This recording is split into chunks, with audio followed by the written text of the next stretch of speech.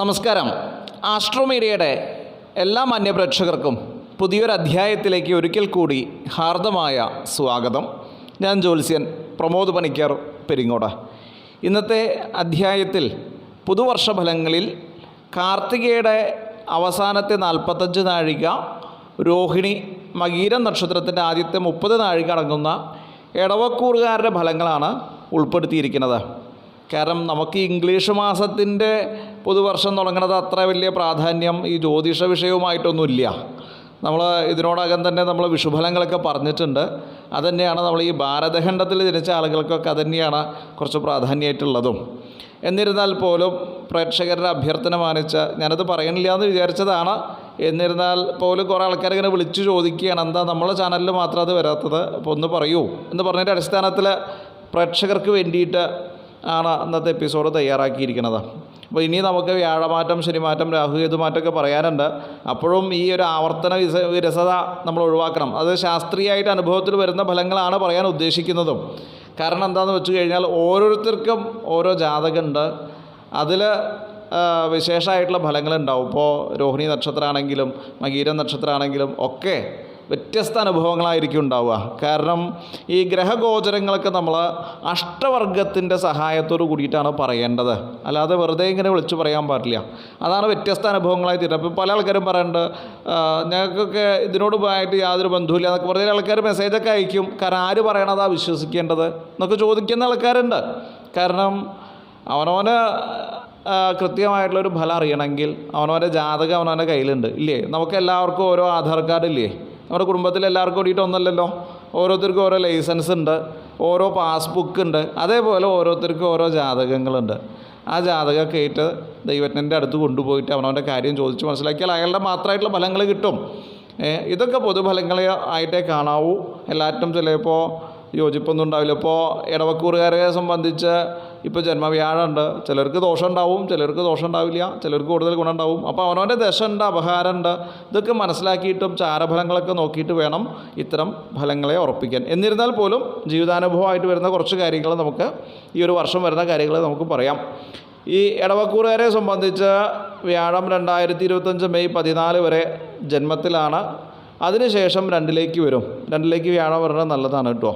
ശനി 2025 മാർച്ച് 29 വരയ്ക്ക് 10ലാണ്. അതായത് ഇപ്പോൾ കണ്ടകശനിയുടെ മൂർധന്യാവസ്ഥയിലാണെന്ന് സാരം. അതിനുശേഷം 11ലേക്ക് വരും. ഏറ്റവും ഇഷ്ടസ്ഥാനമാണ് 11, ഗോചരസ്ഥാനം കൂടിയിട്ടാണ്.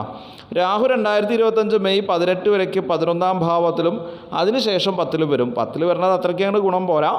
കേതു 2025 മെയ് 18 വരെ 5ലും അതിനുശേഷം 4ലേക്കും വരും. രാഹുകേതുക്കളെ പിറകിലേക്കാണ് സഞ്ചരിക്കുക. അപ്പോൾ അതുകൊണ്ട് ഈ വർഷം ഗുണദോഷ സമ്മിശ്രത്തിൽ ഗുണാധിക്യമുള്ളതായിട്ട് കാണുന്നുണ്ട്. കാരണം കണ്ടകശനി തീർന്നു, വ്യാഴം 2ലുണ്ട്. പിന്നെ ഇപ്പോൾ രാഹുകേതുവിൻ്റെ ഒരു ചെറിയൊരു ദോഷം മാത്രമാണുള്ളത്. ചാരഫലം കൊണ്ട് വലിയ അപകടമില്ല എന്ന് തന്നെ നമുക്ക് പറയാം. കുറച്ച് ഗുണങ്ങളൊക്കെ അധികമായിട്ടുണ്ടാവും. കർമ്മരംഗത്ത് പുരോഗതി പ്രതീക്ഷിക്കാം. അവനവൻ്റെ തൊഴിൽ രംഗത്ത് ഉയർച്ച ഉണ്ടാവും.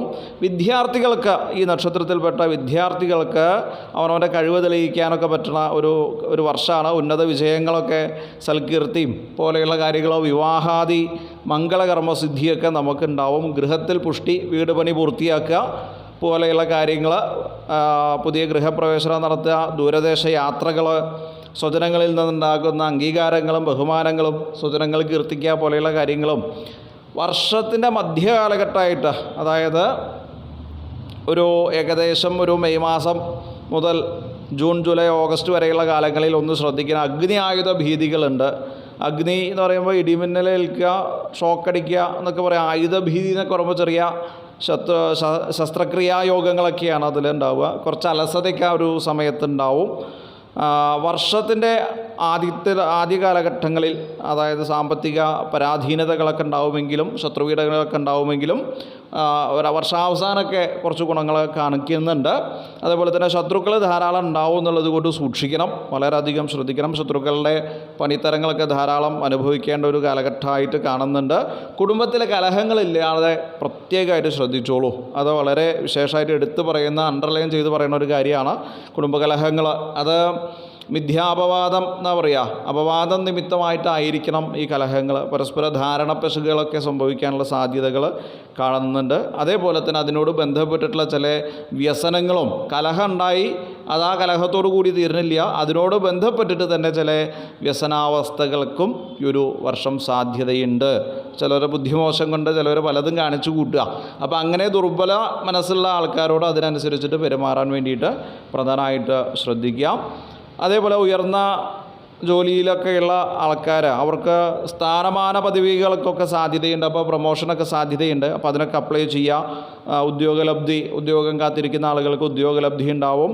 പിന്നെ വർഷാവസാനമായിട്ട് ഗുരുജന വിയോഗങ്ങൾ, അച്ഛൻ, അമ്മ, അവനവനെ വിദ്യ പഠിപ്പിച്ച ഗുരുനാഥൻ, ഇവരുടെ വിയോഗ ദുഃഖങ്ങൾക്കുള്ളൊരു സാധ്യത കൂടി ഈ ഒരു കാലഘട്ടത്തിൽ കാണുന്നുണ്ട്.